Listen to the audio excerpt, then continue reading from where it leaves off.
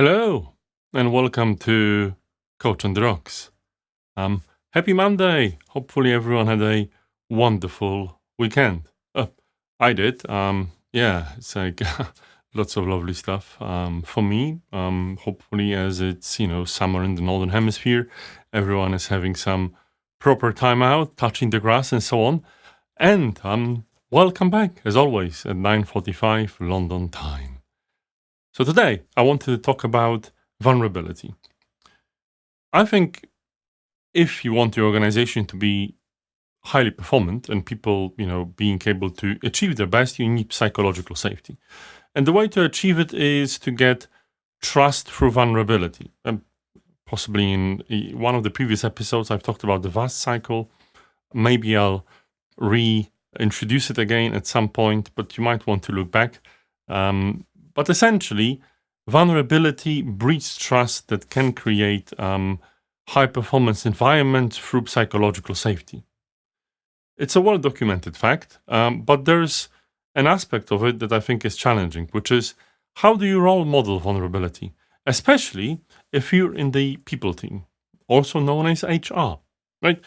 Many times I've seen people teams struggling. We're working with quite a few, and one of the people teams we're working with, we're running a program with them for leadership growth, and they're really struggling with getting their communication to be taken seriously. There's, a typical thing, which is like, oh, there's an email from HR. Let me just delete it without reading because there's usually nothing interesting if it isn't like compliance related, something that I absolutely must do. So you take a quick look, oh, there's some leadership thing, and you just swipe it off, which is a challenge because it seems like what usually happens is the people teams are building this barrier between themselves and the rest of the employees in the organization. They're essentially these police people, the compliance department that you really want to, that you're really scared of.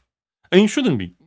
People in the HR teams, people teams are wonderful and they really want to do a lot for the whole organization. And the challenge is they just can't get through. And I think it's because, there is little trust, and to build trust, you need to show vulnerability, or someone needs to, and to role model right behavior. So how does the people team, how do you show vulnerability in the HR team? In fact, this is probably the opposite of what most of you think you should do. You should stand firm, should always be right because you're like the ultimate authority on many things.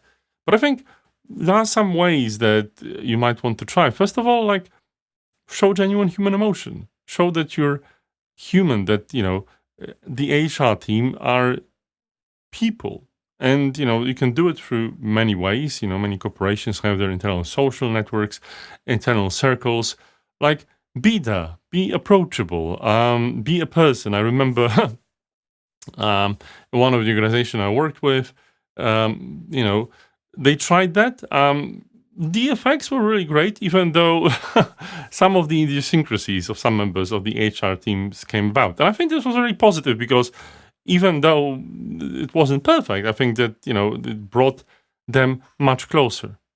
But also, I think, what really helps is asking for help, right? Rarely I see the HR team like asking for help. They're supposed to do their job, be self-sufficient. And sometimes you need employees to help. Not help the organization per se, not to volunteer for an initiative that you're putting forward, but help you in some way. It would be interesting. And again, how about admitting a mistake? Mistakes do happen, and if you build this us versus them mentality between HR and the rest of the organization, you will struggle to admit to a mistake.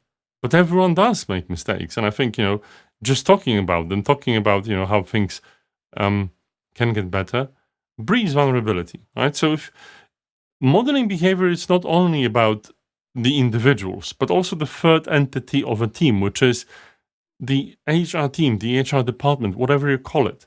If you want to build trust and psychological safety when you're around, for you to do your job better, you probably want to do these things on a team level, which means that the HR leaders need to encourage that. You might think that, the culture in the organization is such that it's very confrontational between the employees and the HR, right? Unions in some organizations and protracted conflicts. It has started somewhere. In some cases, in some, old organization that have a long history, this is very systemic and very hard to get rid of. But if you're not in this situation, maybe you will do best for yourself not to fall into this. I know it can be hard. I know that as an HR practitioner, you possibly came from another organization or this is what you've always been taught. But think about it. Is this confrontational and us and them transactional mentality needs to be there? It doesn't help you. It doesn't model the right behavior. And also, because, even if your leaders in the business are talking about psychological safety and all these things, if you don't change, people will see that. And, it will be quite strange. A great step of reflecting and educating yourself about these aspects is to tune in every day at 9:45 to this show, tk.coach, or my LinkedIn profile, which is actually linked to tk.coach.